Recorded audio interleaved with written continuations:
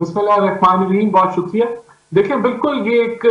मुतनाज़ा जो है वो लेजिस्लेशन है और उसकी बुनियाद और वजह ये बनती है कि स्टेट बैंक पहले भी टोटल जो है वो हुकूमत के कंट्रोल में नहीं था। एक बोर्ड था जिसके अंदर फाइनेंस मिनिस्ट्री के भी नुमाइंदे थे और उसके ऊपर जो मॉनेटरी पॉलिसी थी उसके ऊपर मुशावरत थी और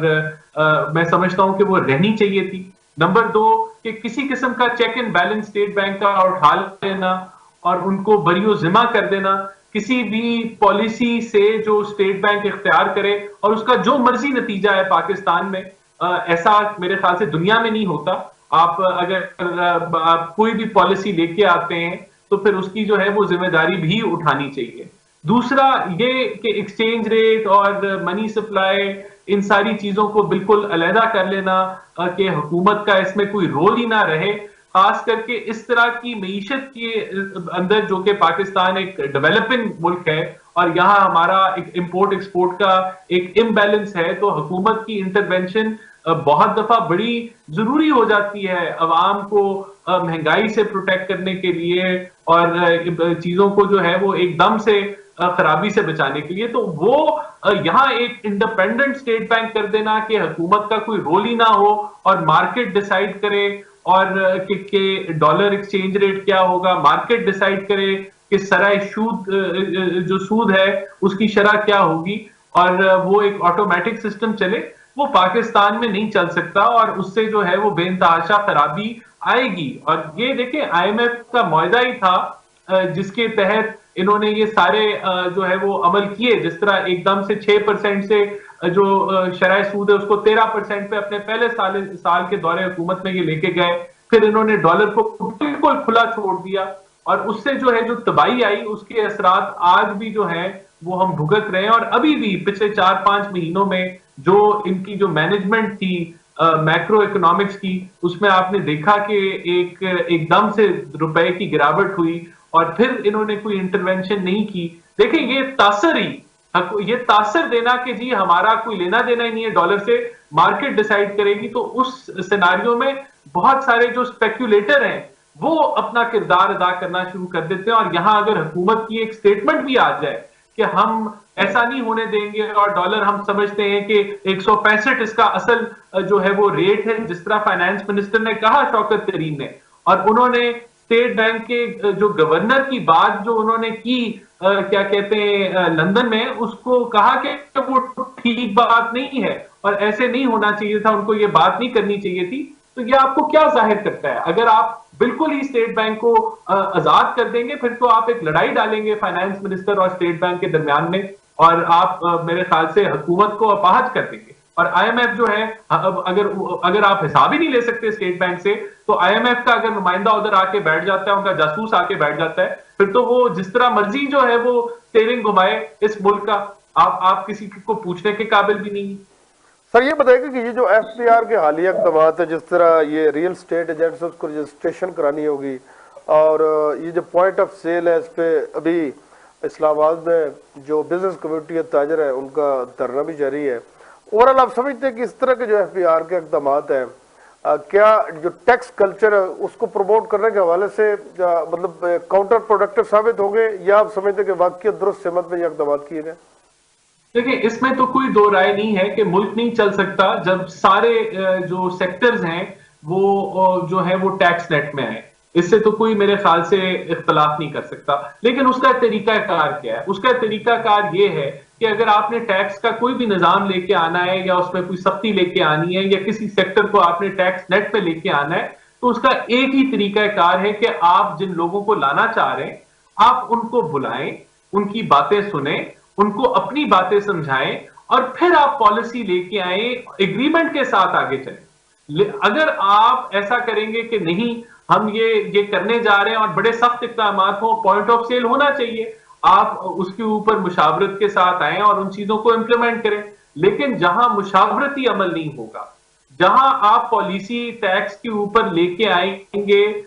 एक बंद कमरे में बैठ के कि हम ये करने जा रहे हैं और ये होगा, और अगर नहीं होगा तो आपकी गिरफ्तारियां भी होंगी और हम ये पकड़ दकड़ भी करेंगे, तो वो एक ऐसी मीशत के अंदर जहां सब सेक्टर्स कोई फल फूल नहीं रहे, मुश्किल हालात हैं मुल्क के अंदर, कारोबारी हालात बड़े मुश्किल हैं, सवाए एक जो है वो मखसूस तबका जो है वो खुशहाल है, लेकिन मैं समझता हूँ 99% बिजनेसेस जो हैं बहुत मुश्किल वक्त से गुजरे हैं। तो वो आपको मुशावरत के साथ चलना है, आपने उनको कोई चीजें बैठ के समझानी है, मनानी है, कुछ उनकी सुननी है। तो ये इस तरीके से आप चलेंगे तो एहतजाज नहीं होगा। लेकिन अगर आप सोलो फ्लाइट लेंगे, अपनी पॉलिसी बना के कहेंगे ये लागू होना है, तो फिर एहतजाज भी होंगे, और बाद में भी तो आपने बैठना है उनके साथ और लेना देना करना है और मनाना है, उनको भी मनाना है, उनकी भी सुननी है। तो यही एक्सरसाइज पहले हो जाए तो उससे मैं समझता हूं कि चीजें बड़ी स्मूथली चल सके। तो राणा साहब, ये जो मिनी बजट की बातें हम सुन रहे हैं, आप नहीं समझते इससे बहुत ज्यादा इन्फ्लेशन में इजाफा होगा? देखिए, हुकूमत को इन्फ्लेशन का कोई फिक्र नहीं है, और हुकूमत ने जब ये बजट दिया था तो ऑपोजिशन बता रही थी हुकूमत को कि ये बजट जो आप दे रहे हैं, हमें नहीं लगता कि इसका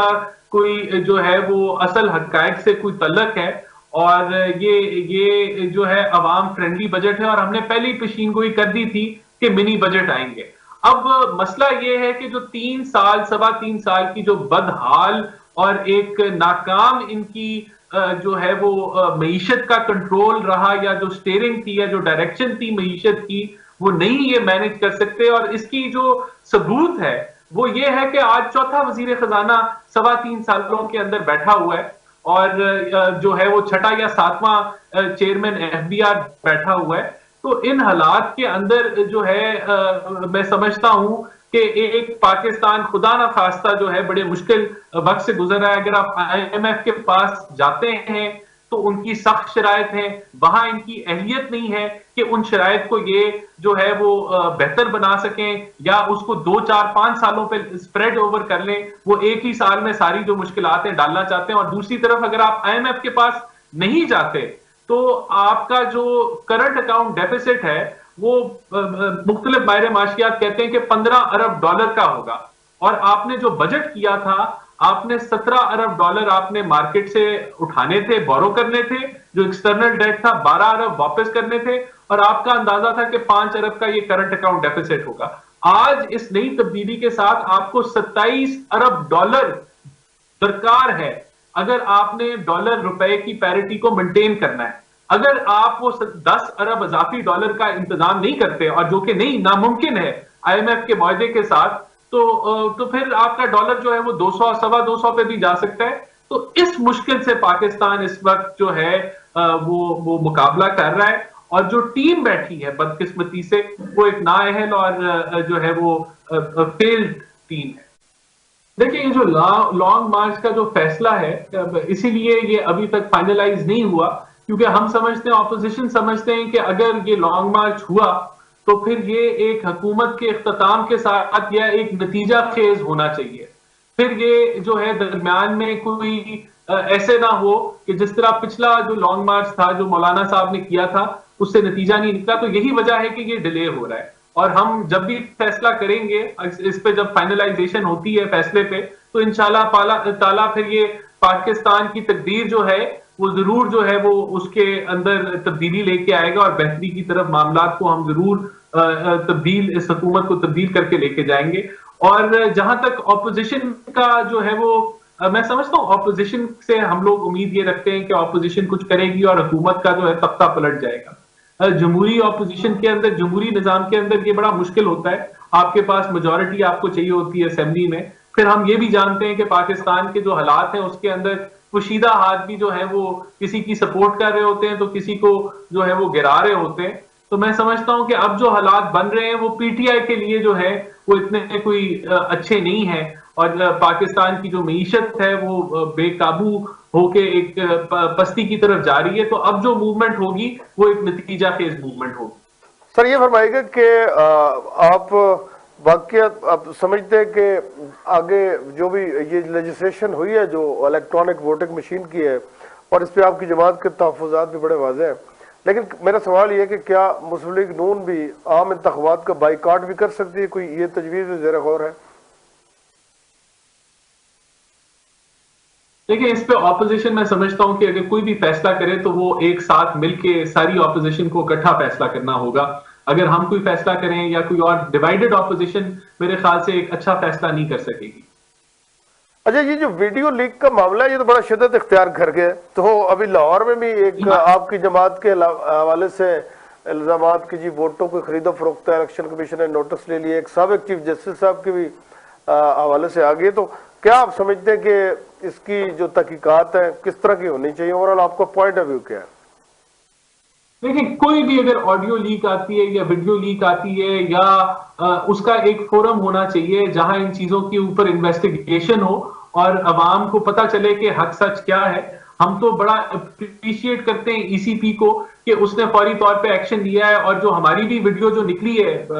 यानी कि एक मैं समझता हूं एक फेक वीडियो है, और हम समझते हैं कि ये पीटीआई वालों ने बनवाई है। और उसकी दो तीन वजूहत ये है कि नंबर एक, कोई भी अगर ये इस तरह कोई वोट चोरी कर रहा हो या वोटों की खरीदो फरोख्त कर रहा हो तो अपने बैनर लगा के नहीं करता। फिर आजकल जो इतने हर बंदा जो उस वीडियो में था उसने पुरस्कार तरीके से मास्क पहना हुआ था, यानी कि एक बंदे की भी शक्ल नहीं नजर आ रही। तो मैं समझता हूं कि ये भी बड़ा तफसीशनाक है। और दूसरा ये कि पीटीआई इस इलेक्शन से भागी और अब उसको यही तरीके हरबे आते हैं कि वो इसको मुतनाजा बनाए। हम तो खुद हमने अपील की है, आज हमारी एक सोशल मीडिया पे कैंपेन चली है कि अगर कोई भी इंफॉर्मेशन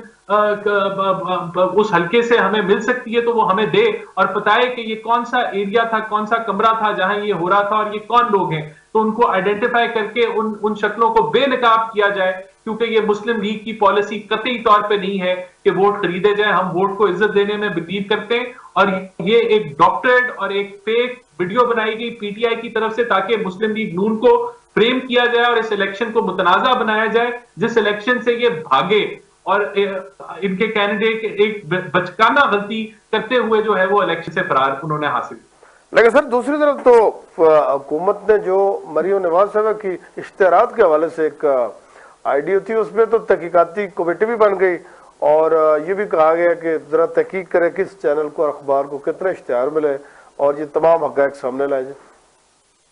देखिए, इसी को कहते हैं कि सिलेक्टिव आप जो है अपनी कार्रवाई करते हैं, एहतसाब आपका सिलेक्टिव है और अवाम समझती है कि ये सिर्फ वन साइडेड है। आपको चाहिए था कि आप वो साकिब निसार साहब की वीडियो के ऊपर भी कमीशन बनाते और उसका भी तहकीक करते, आप बाकी जो शवायद आए हैं उनके ऊपर भी तहकीक करते, लेकिन ऐसा नहीं होता। मरियम नवाज ने तो तस्लीम किया खुलेआम, और वो इसलिए तस्लीम किया क्योंकि वो समझती हैं कि उन्होंने कोई गलत काम नहीं किया। हमारी पार्टी के इश्तेहारात की बात है, हम वो एक चैनल को दें ना दें ये हमारी पार्टी का जो है वो प्रोगेटिव है। हुकूमत कहती है ये सरकारी इश्तेहारात की बात है, तो वो हमने डिनाई किए कि ये हमारी अपनी पार्टी के इश्तेहारात की बात थी। और मैं समझता हूं कि देखें, कोई भी चीज हो, कोई भी ऑडियो हो, वीडियो हो, कोई एफिडेविट हो, कोई नोटराइज्ड हल्फिया बयान हो, तो उसके ऊपर अगर आप तहकीक करके उन चीजों को सेटल नहीं करेंगे, जिस तरह शौकत अजीज साहब ने कुछ क्लेम किए कि अदारे जो है वो मुदाखलत कर रहे हैं,